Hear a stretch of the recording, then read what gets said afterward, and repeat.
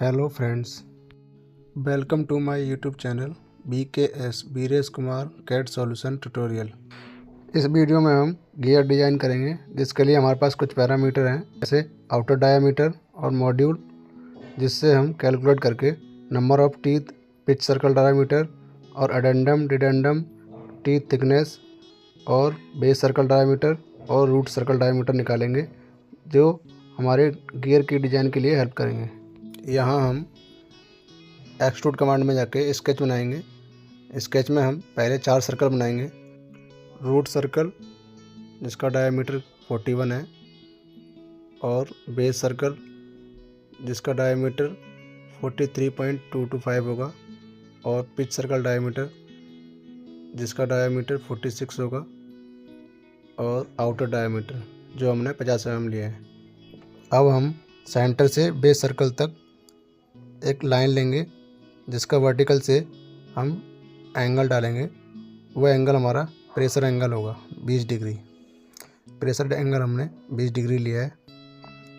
अब इस लाइन के पॉइंट से एक परपेंडिकुलर लाइन खींचेंगे, जो हमारे पिच सर्कल डायमीटर के इंटरसेक्ट करेगी। अब हम पिच सर्कल डायमीटर पर टीथ की थिकनेस बनाने के लिए एक आर्क बनाएंगे, जो हमने पहले कैलकुलेट कर रखी है। वो आर्क हमारी 3.14 रहेगी। उसकी लेंथ की डायमेंशन दे देंगे हम।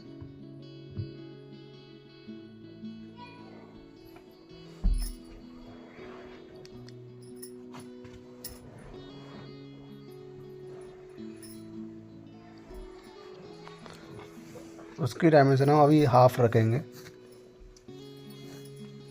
3.14 को हाफ करके ये हमने रेडियस, तो वही हमारी पिच सर्कल डायमीटर की रेडियस रहेगी, और इसकी लंबाई हम हाफ कर देंगे।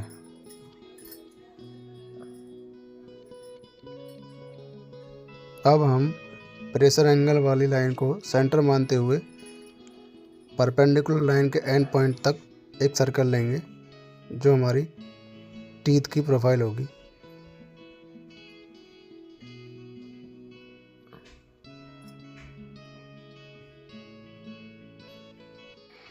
अब हमने जो आर्क का हाफ लिया था 3.14 का, अब उस पर एक परपेंडिकुलर लाइन खींचेंगे, जो हमारी टीथ की प्रोफाइल को मिरर करने के लिए यूज करेंगे। अब यहाँ से हम ये जो आर्क बनाई थी उसको मिरर कर देंगे। उसके बाद बाकी सभी का ट्रिम कर देंगे। जो एक्स्ट्रा प्रोफाइल बनी हुई है, सिर्फ टीथ की प्रोफाइल को रखेंगे। अब हम स्केच कमांड को फिनिश कर देंगे और इसको एक्सट्रूड करेंगे। एक्सट्रूड हम अपनी ज़रूरत के हिसाब से थिकनेस में डाल देंगे, जो हमारे गियर की थिकनेस होगी। अब हमारे पास ये एक टीथ आ गया है। अब इसमें हम पैटर्न फेस कमांड लगाएंगे। पैटर्न फेस में सिर्फ टीथ की फेस को ही सिलेक्ट करके उसको पैटर्न करेंगे। ये हमारे पास नंबर ऑफ टीथ 23 थे, उसको हमने 360 से डिवाइड करके इस सर्कल के चारों तरफ हमने ले लिया, अप्लाई कर दिया। ये हमारे पास गियर का टीथ आ गए। अब इसमें हम होल कमांड लगाएंगे। सेंटर में सांप डालने के लिए होल कमांड।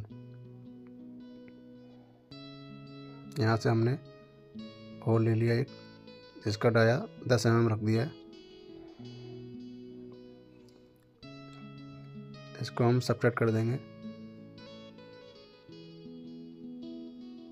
ये एक होल हो गया। अब एक इसके फेस पर एक प्रोफाइल बनाएंगे।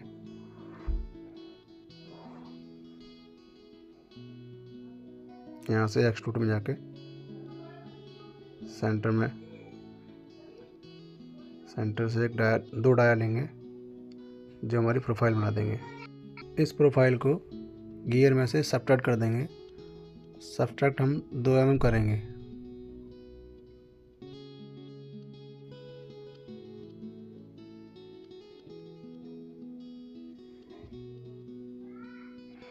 अभी इस व्यू प्रोफाइल को दूसरी तरफ मिरर करने के लिए हमें मिरर फेस कमांड यूज़ करेंगे और यहाँ से हम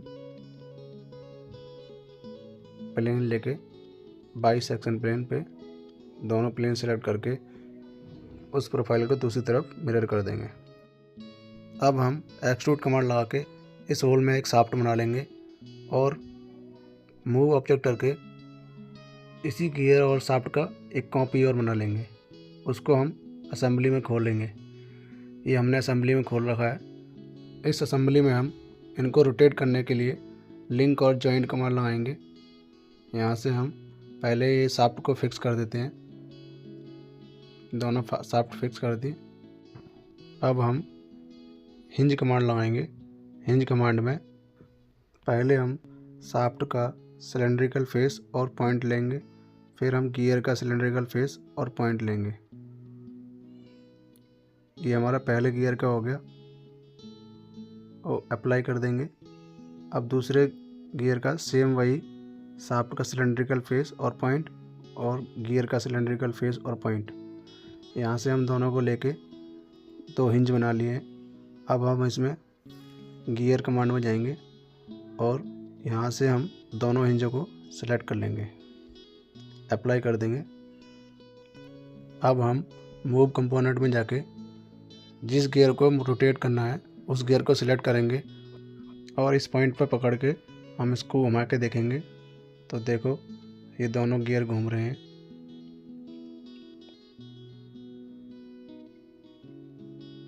जहाँ भी घुमाना है उसको पकड़ के हम क्लॉकवाइज घुमाना है क्लॉकवाइज, एंटी क्लॉकवाइज घुमाना है एंटी क्लॉकवाइज घुमा सकते हैं।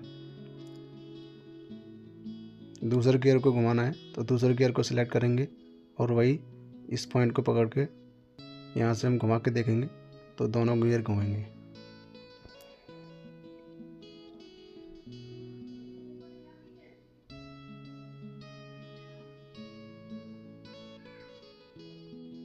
तो यही थी हमारी गियर डिज़ाइन की वीडियो और इसके मोशन की वीडियो।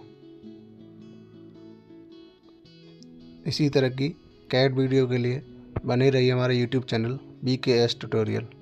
वीडियो अच्छी लगी हो तो लाइक और सब्सक्राइब जरूर करें। Thank you.